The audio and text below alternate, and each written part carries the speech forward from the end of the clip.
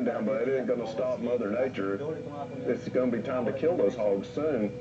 Preston is a master bladesmith with expertise in designing and forging steel knives. He'll create a knife customized to humanely slaughter the hogs. We're feeding this hog every day, and so it's costing us a lot of money to keep this hog going. And it's just important that we get moving along. It's getting late for this. He's racing against the oncoming spring, now just 4 weeks away. They need to harvest the hogs before the warm weather arrives, or risk losing the meat to rot before it's smoked and preserved. Used to being hurt, that's bad, but it doesn't stop everything. We still have a lot of work that's got to be going on, and it looks like it's going to fall to me to do that.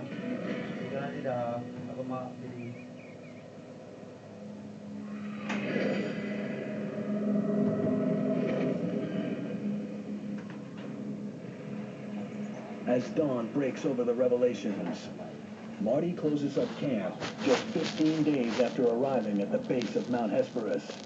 He's snapped a line and is leaving behind the most promising trapping grounds he's found all season after a complete breakdown of his snow machine left him stranded. It's a bummer. The engine blew. It just got too hot and the engine seized. It's unfixable. I can't fix it. So I'm going to have to think of something else to remedy the situation. But for right now, my next thing I need to accomplish is to get back to the cabin. I got a long walk ahead of me here.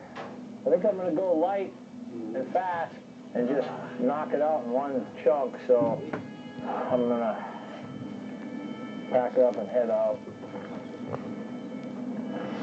I'm just going to travel with my axe in case I do have to stop and light a fire. If I go into the drink or something, I want to be able to light a fire, but everything else I'm just going to leave. Without the snow machine to carry his gear, Marty will have to travel the 6 miles to the cabin with only what he's able to carry by hand. If I had a backpack, I'd probably take my parka with me and put it in the backpack, but there's no way to carry it without it being cumbersome and slowing me down.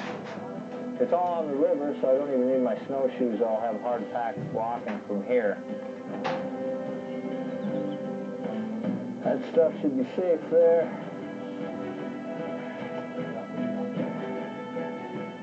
All right, I'm off.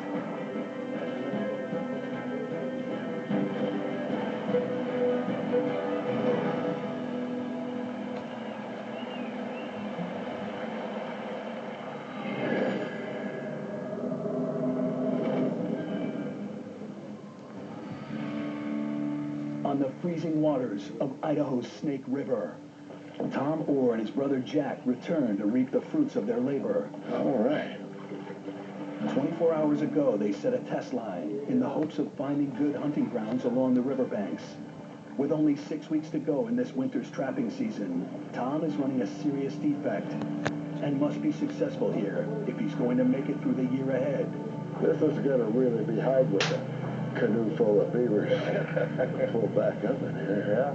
I come a long ways down here to trap some beaver, and as much expense as I've got into this trip, I hate to go back like a dog with my tail between my legs.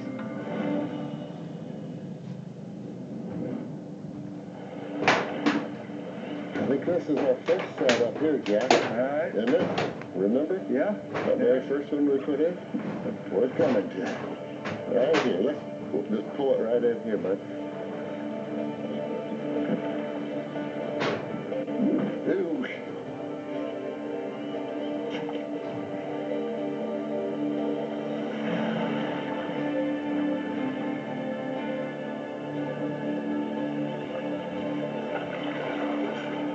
And we got a set-off trap here. I didn't catch anything. The trap set off, which is really uncommon. I mean, this is a killer trap that they swim through, and very seldom does anything ever shut these traps off without getting caught. Sure missed him.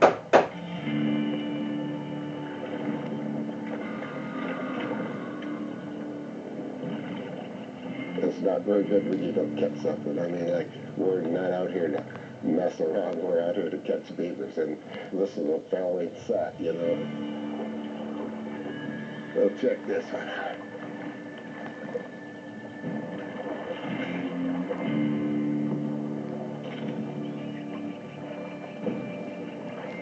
you got there, Tom? I don't know. Just almighty, I can't even see if we got anything.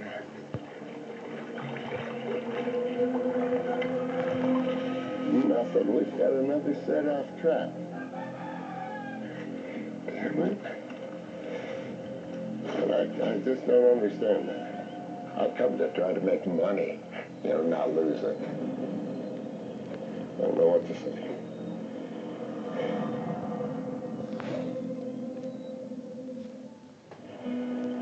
I can't believe this. 2 conveyors in a row set off.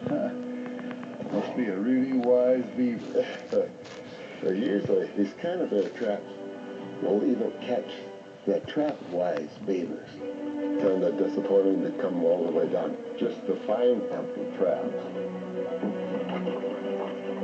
There's certainly a big risk that comes with this, because if you can't catch anything, you're in trouble.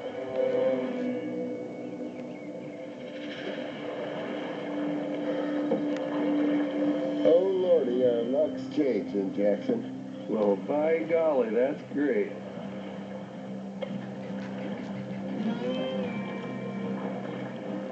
That bait stick, look at, he's gotten in here and chewed a whole bunch of that before the trap went off.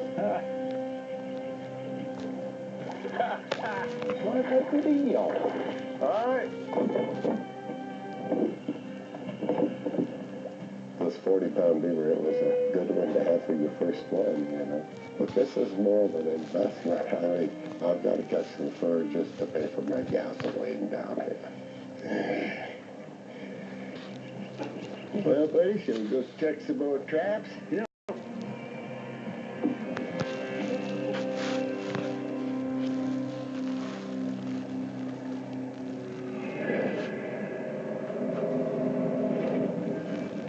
In Alaska, Marty crosses the icy Middle River to regroup at his cabin.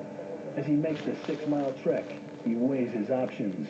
I don't know what the next step is, what I'm going to have to do.